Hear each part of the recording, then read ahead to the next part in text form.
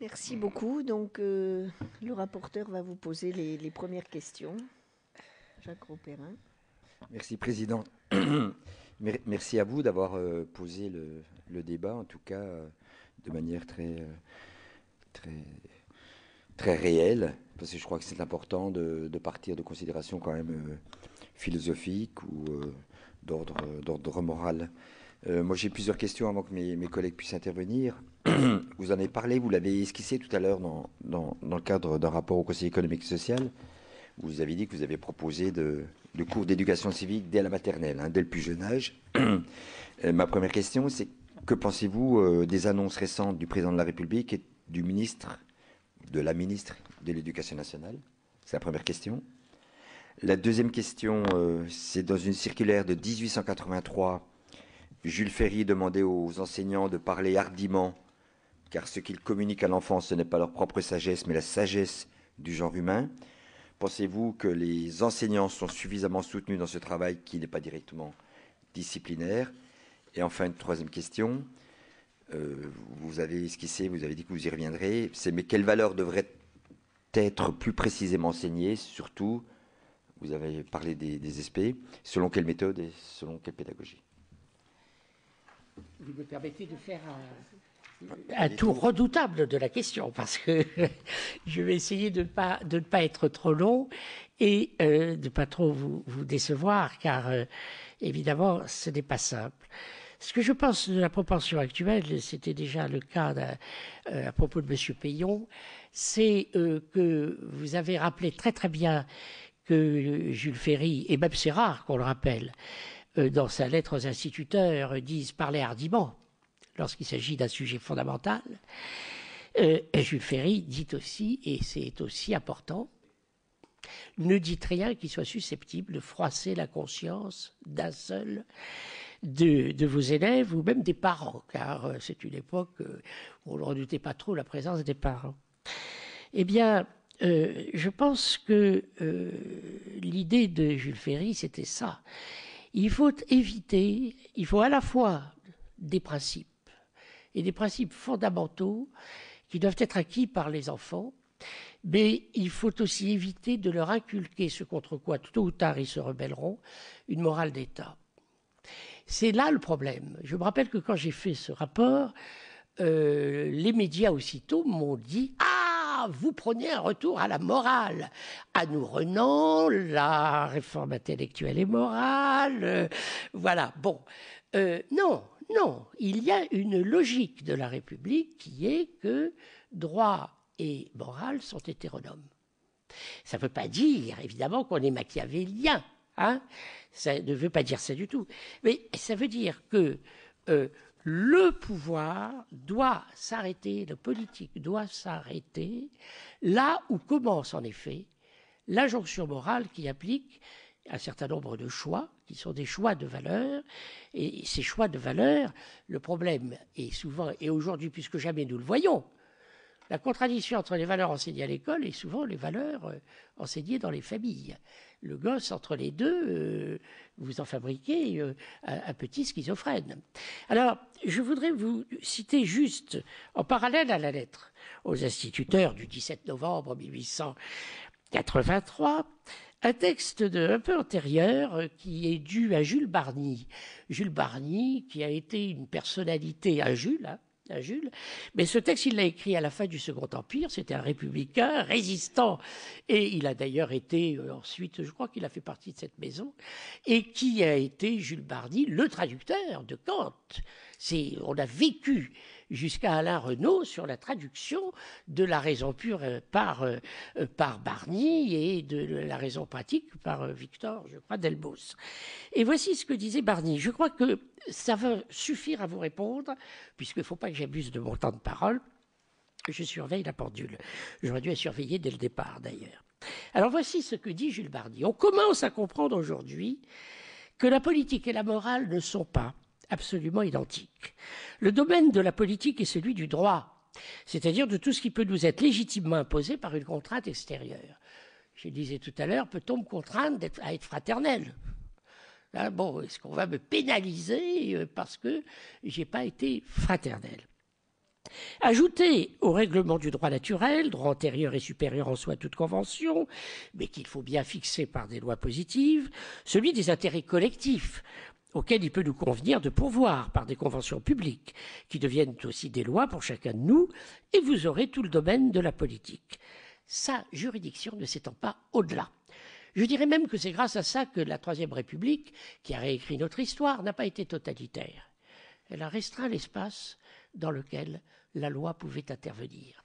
Et elle laissait précisément à la disposition de l'individu et de la conscience individuelle des choix qui n'appartiennent pas à la société, mais qui appartiennent à chacun. Le reste, disait Barny, c'est-à-dire tout ce qui dans la morale n'est pas de droit, appartient exclusivement au fort intérieur, au domaine de la conscience.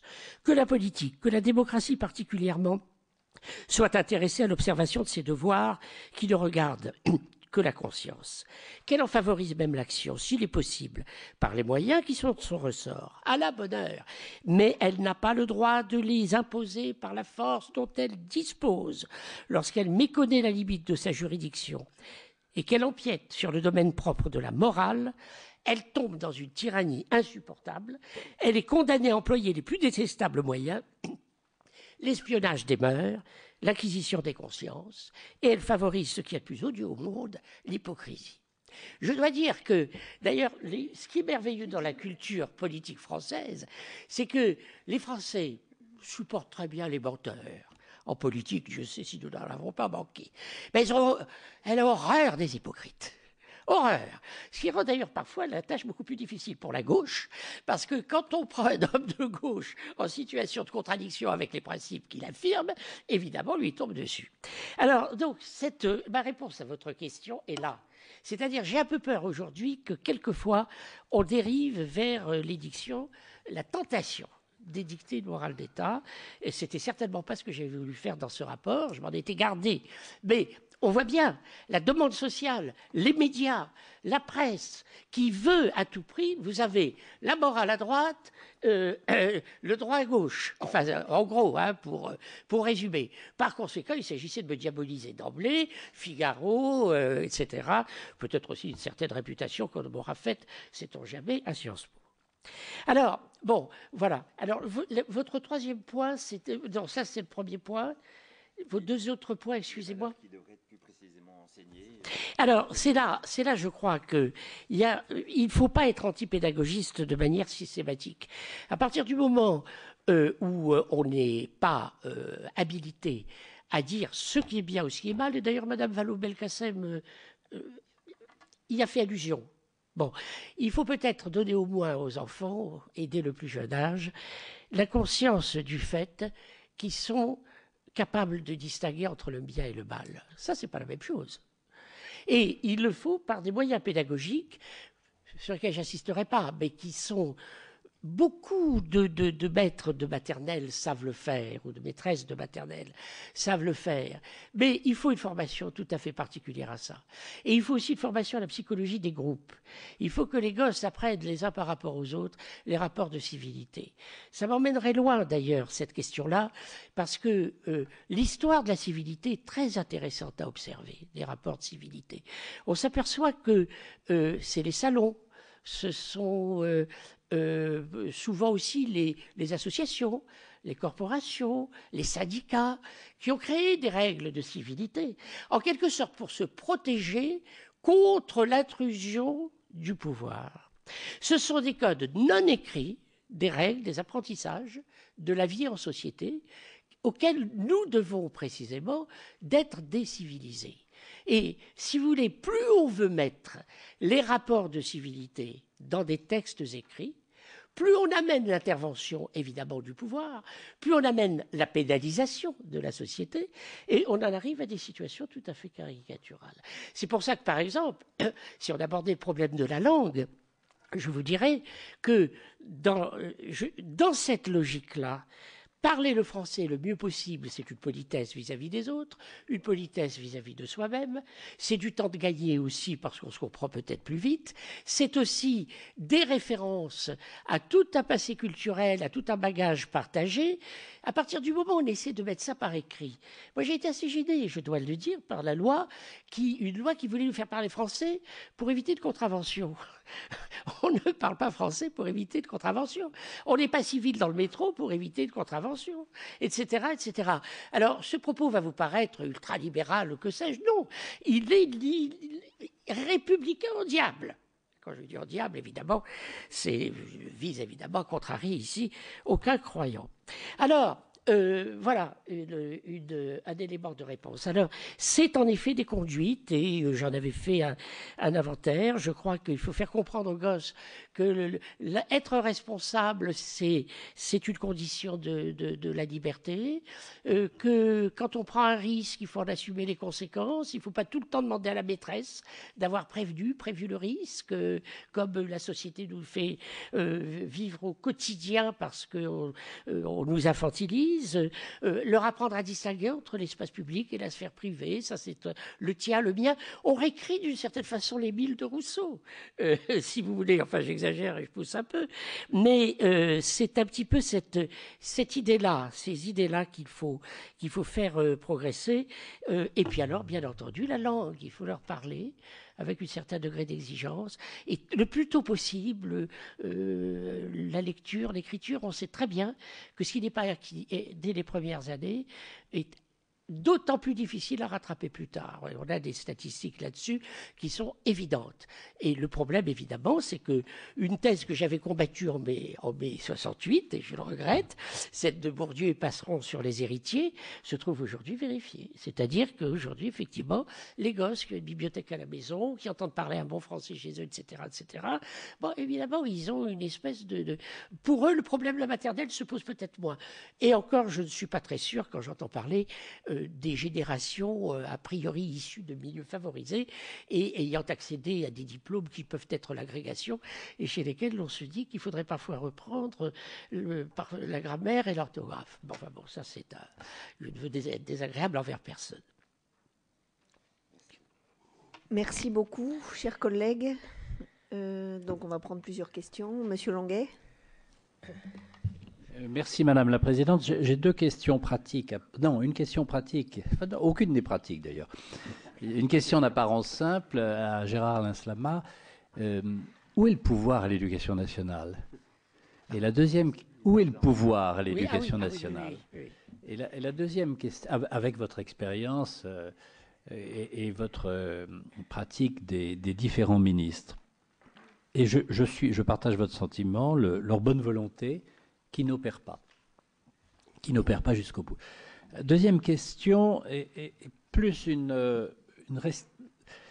n'y a pas... vous avez évoqué quelle est la légitimité de l'identité, être là avant. Vous dites non, ça c'est pas possible parce que sinon il y aurait que vaut l'antériorité, une sorte de prescription qui font que tout le monde peut être français. Je partage totalement ce point de vue. Juste une question. Les valeurs républicaines, on peut en avoir deux approches.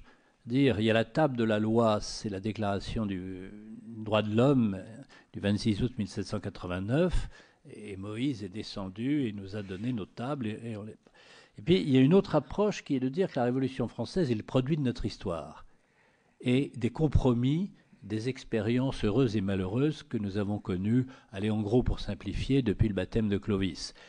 À ce moment-là, on a une profondeur. Et je pense que si l'antériorité ne légitime pas tous les droits, récuser l'héritage nous appauvrit nécessairement et fait disparaître notre identité. Je veux savoir où se trouvait pour vous l'équilibre. Ça n'a pas été trop long, ça va, cher Président? Je regardais s'il y avait d'autres questions. Comme ça, on aura Jean-Claude Carle. Oui, merci.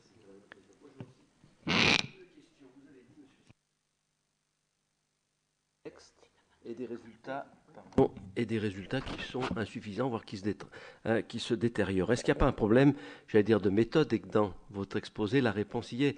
Tant d'efforts, tant de textes, est-ce qu'on va résoudre les problèmes de l'éducation, uniquement ou seulement par les textes?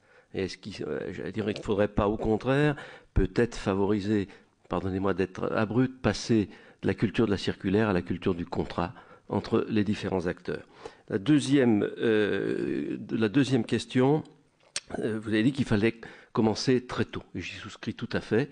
Hein, mais encore faut-il que commencer très tôt, hein, ces notions de laïcité, de modèle, hein, de morale, encore faut-il que nos jeunes soient capables d'assimiler ces données. Or, on sait qu'aujourd'hui, 30 à 40% des jeunes qui rentrent en collège ne maîtrisent pas les fondamentaux. Et que Madame la ministre s'attaque à la réforme du collège, pourquoi pas, mais que c'est pas le maillon, est-ce que ça n'est pas le maillon précédent, c'est-à-dire celui du primaire et le premier cycle des préapprentissages tel qu'il était mis dans la loi de 89 de M. Jospin, hein, que le cœur du problème aujourd'hui est à ce niveau-là.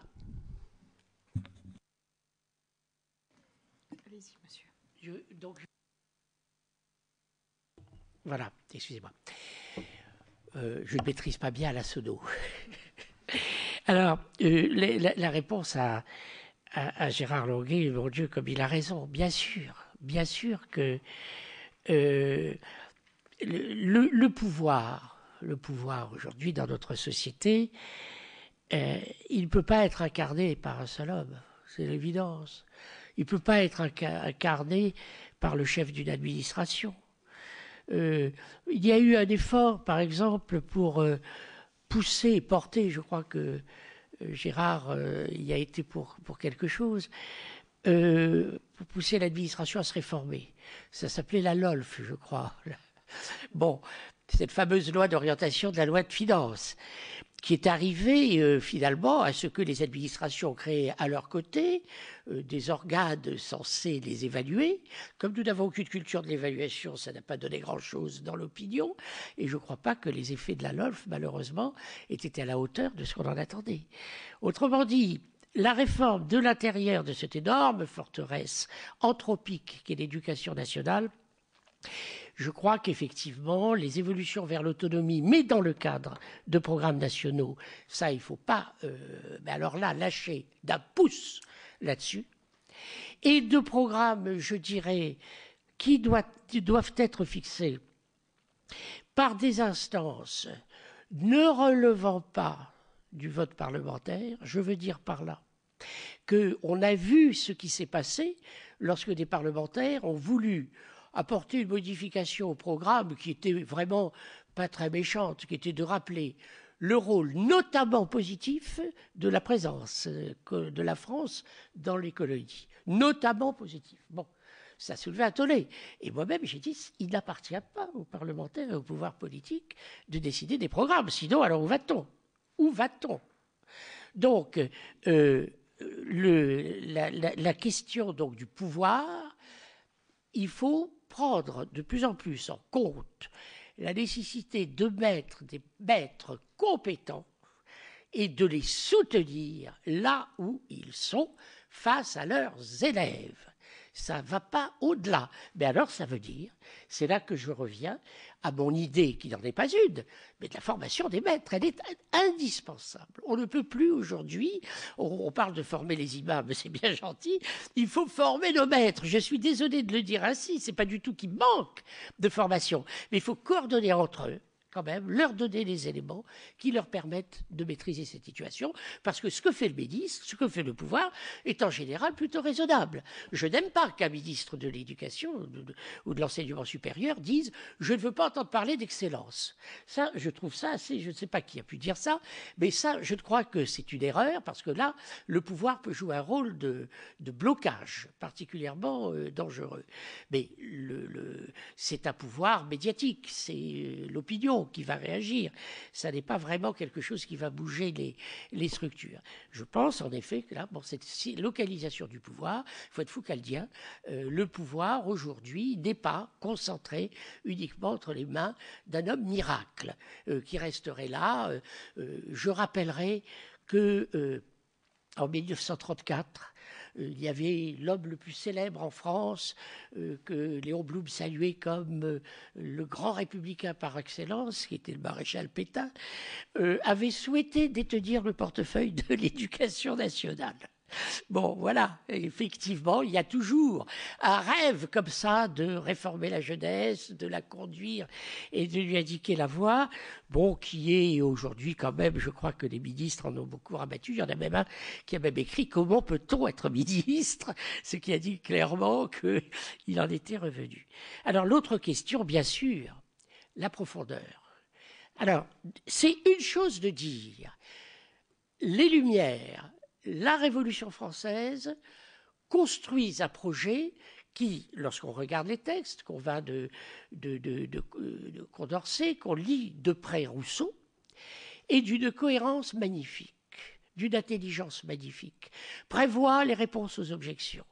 Et quand on dit que la raison révolutionnaire est à l'origine, ça je me suis toujours insurgé contre cela, du bolchevisme et du totalitarisme, c'est faux.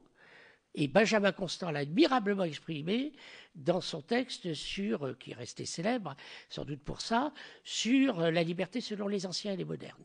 C'est que les modernes ont voulu avoir à la fois le beurre et l'argent du beurre, c'est-à-dire la liberté et l'autonomie des individus, et d'un autre côté, la communion du lien social, par-dessus tout ça, au prix d'ailleurs de la liberté de chacun. Et ça a été la terreur. La terreur, ça a été plaquer du communautaire sur de l'individuel. C'était exactement ça. Donc c'est idiot de dire que c'est la raison. C'est un dévoiement de la raison. Ce n'est pas du tout la même chose. Hein. Donc là, il y a eu quand même ce grand projet. Mais c'est un projet pour plusieurs siècles. C'est idiot. Vous allez me dire, je parle comme un communiste qui vous dit, bien sûr, il y a eu Staline, mais enfin, bon. Non, d'ailleurs, ça peut être sympathique quelquefois quand c'est Badiou qui s'empare de cet argument. Mais non, c'est un projet pour plusieurs siècles. Quel est ce projet? C'est un individu émancipé, autonome, responsable et solidaire. Hein, voilà. Bon, ça ne veut pas dire qu'il n'y a pas des dérives que Dominique Schnapper a admirablement décrites, d'ailleurs dans son dernier livre, où elle montre les dérives de la démocratie. Trop d'égalité due à l'égalité, trop de communauté et de liens sociaux, lui, etc. Bon, donc je n'insiste pas sur ces dérives, vous les connaissez tous, je vous vois opiner, donc voilà. En revanche, la culture, c'est une autre affaire. La tradition culturelle, ce n'est pas seulement le champ du politique. La tradition culturelle, c'est la langue, et derrière la langue, il y a toute une histoire. Or, ce que j'observe, et pour répondre à Gérard Longuet, c'est qu'il y a cette merveille dans l'histoire française, que depuis la chanson de Roland au moins, ce sont des textes littéraires qui sont les référents transmis dans notre système éducatif, non seulement pour illustrer la langue, mais pour nous parler de la France. Souvent d'ailleurs, on se fait élire en parlant bien de la France, je vous fais remarquer. Hein, c'est au moins aussi important que d'avoir des idées. Et cette construction de notre histoire, elle repose fondamentalement sur la littérature. Bien sûr, il y a de tout dans notre littérature. Il y a des rebelles, il y a des apostats, il y a des etc. Mais il y a une transmission extraordinaire de quelque chose de fondamental, qui est que la littérature, par définition, elle est libre. Elle ne peut exister que libre. Il n'y a pas de littérature totalitaire, quel que soit le contre-exemple de Bulgakov. Et je crois que cette idée, si vous voulez, qui a été chère à Kundera, de l'univers romanesque qui nous montre l'individu, pas nécessairement contre les pouvoirs, parfois en marge des pouvoirs, mais prenant en charge, en tout cas du point de vue de la liberté, les problèmes de la société, a laissé régulièrement tous nos princes médusés, impuissants et souvent dépendants. C'est-à-dire que la construction centralisée de la France par des princes s'est accompagnée de leur part du souci d'avoir quelqu'un, à eux l'épée, à eux l'espace, à l'autre le temps, à l'autre la durée, à l'écrivain la transmission, l'héritage, Louis XIV s'accommode quand même étonnamment d'un Racine janséniste, quand on y pense, ou de ce La Fontaine qui s'était compromis horriblement avec Fouquet, etc., etc. Autrement dit, l'écrivain a toujours usé, même abusé de cette liberté-là, mais c'est une merveille. C'est le trésor de notre culture et de notre tradition. Voilà ma manière à moi de répondre, qui n'est pas, j'espère, hypocrite, à cette question du... Bien sûr qu'il y a eu un avant, qu'il y a eu un ancien régime, il y a eu... Bon, la question est de savoir si 89 est une rupture ou pas. Oui, c'est une rupture. C'est aussi un aboutissement, ça c'est Tocqueville. Tocqueville est persuadé que cette centralisation ne devait aboutir qu'à ça. Cela dit, il parle, il s'exprime en un moment où il y a l'expérience du Premier Empire et où un homme de génie en a tiré en effet quelque chose qui aurait pu évoluer autrement. N'oublions pas que les débuts de la Révolution française, c'était le vote municipal, c'était l'élection des juges, etc., etc. C'était pas tout à fait donc l'héritage. Il y avait une réaction contre l'ancien régime, c'est-à-dire au fond le holisme, une certaine conception holiste de la société, je veux dire englobante de la société, qui avait été le propre évidemment de l'ancien régime, où on était assigné en quelque sorte à son appartenance. C'est pour ça que je me méfie un petit peu du concept d'appartenance qui a été, je sais, parfois loué à cette même place. Voilà ce que je dirais. Alors, on peut aller plus loin, mais en tout cas, cette notion quand même, cette dimension affective de la perception de la culture française, ça oui. Peut-être l'amour de la France, qui est dans la chanson de Roland. Et cette idée d'un pays généreux, tu parles, bon, etc., etc. Mais il y a une construction là, magique, parce qu'elle a été transmise. Et tous les archétypes de notre littérature demeurent vivants dans les consciences. Chacun d'entre nous se prend pour un père Goriot, par exemple, par rapport à ses enfants. Je ne dirais pas que nos compagnes se prennent pour Emma Bovary, mais en tout cas, on vit constamment avec ces références-là.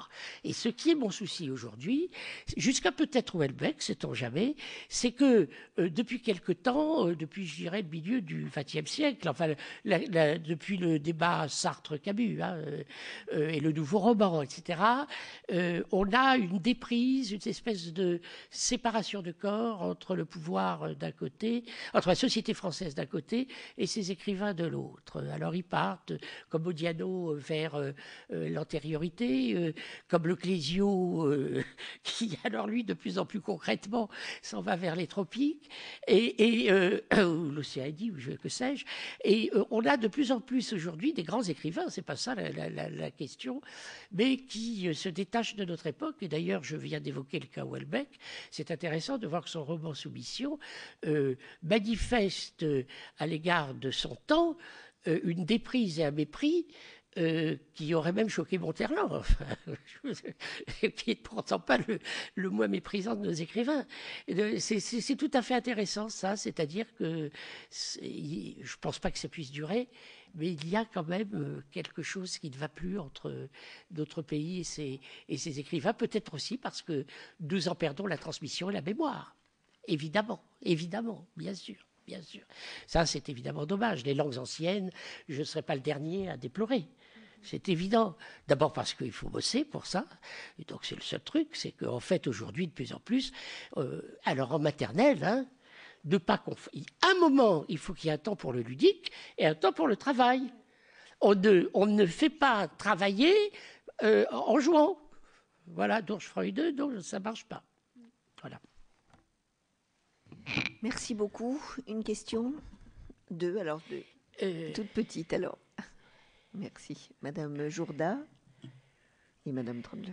Vous avez parlé, monsieur le professeur, donc de notre registre culturel commun, mais malheureusement, je crois que notre registre de référence et tout ce que vous avez évoqué est quelque peu en perdition. Il y a eu une rupture de la chaîne des transmissions.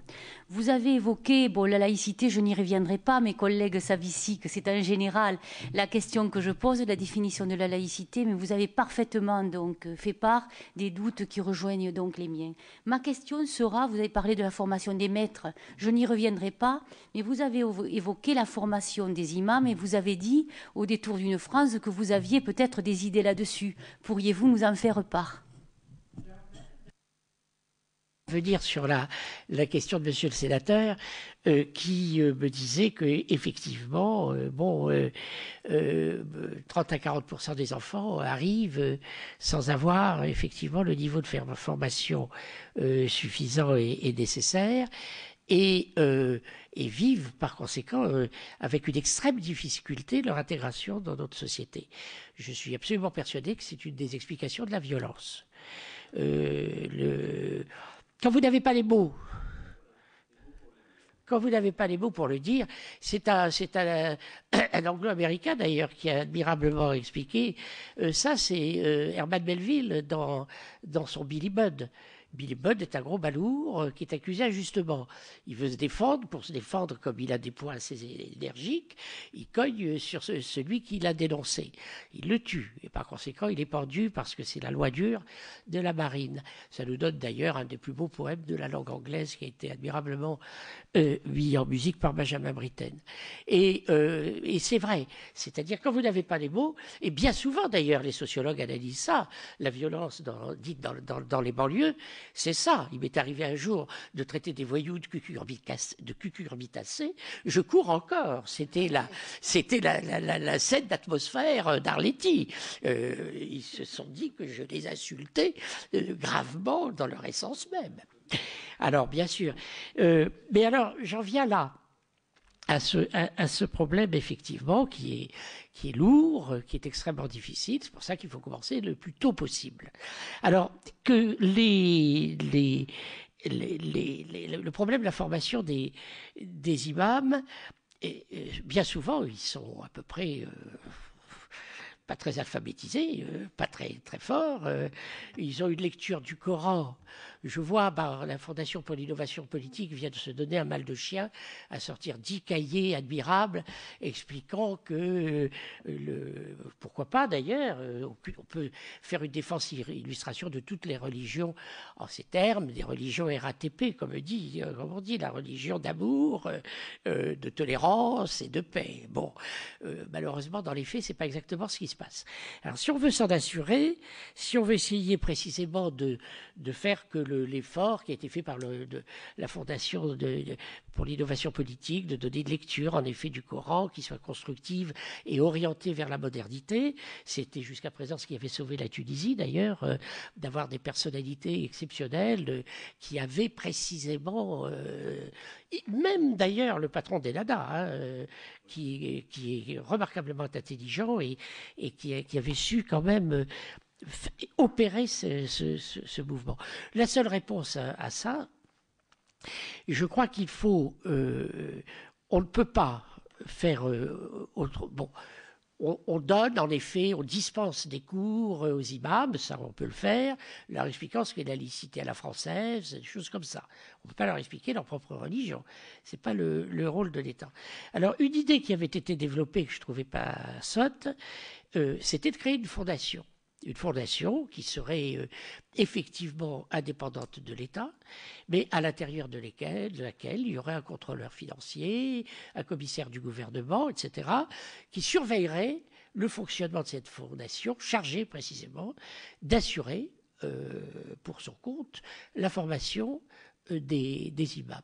C'est une solution compatible avec la loi de 1905 à laquelle je pense qu'il ne faut pas toucher. Ça me permet de vous le dire, parce que si on commence à toucher à ça, comme toujours, n'est-ce pas, on se dit on va essayer d'améliorer et puis on ne contrôle plus l'édifice.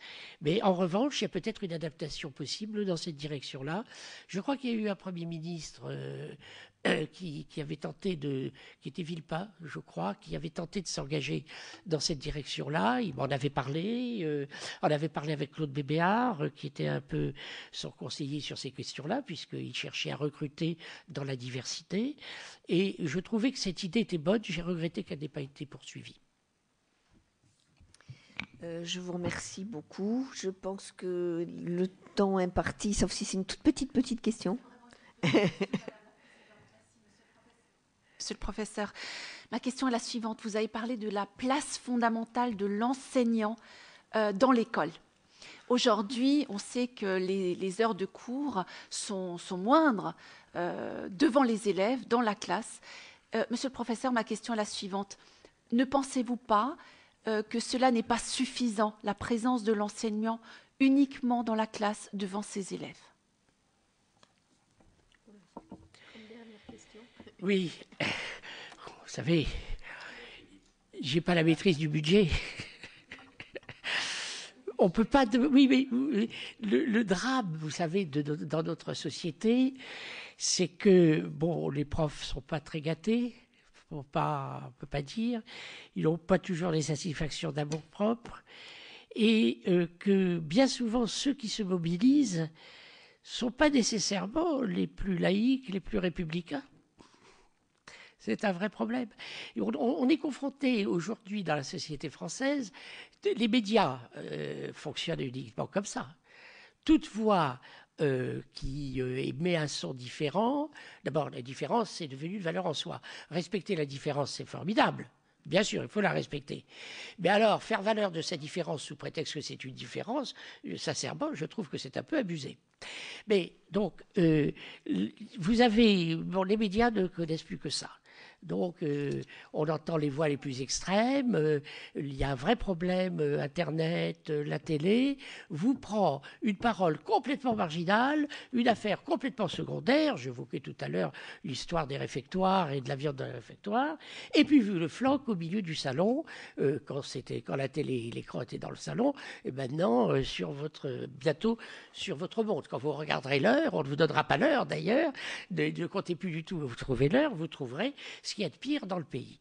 Alors, c'est un peu ça, la question, si vous voulez, de la médiatisation de notre société. C'est la loi d'Olson, Mansour Olson, qui a montré très bien comment, même tout syndicaliste sait bien que s'il veut avoir des gens qui viennent, il est obligé d'offrir des billets de tombola, sinon, il n'y aura que les plus excités, les plus déterminés qui se feront entendre, et aussitôt un journaliste pour tendre un micro et de dire, c'est sur les antennes, donc c'est vrai.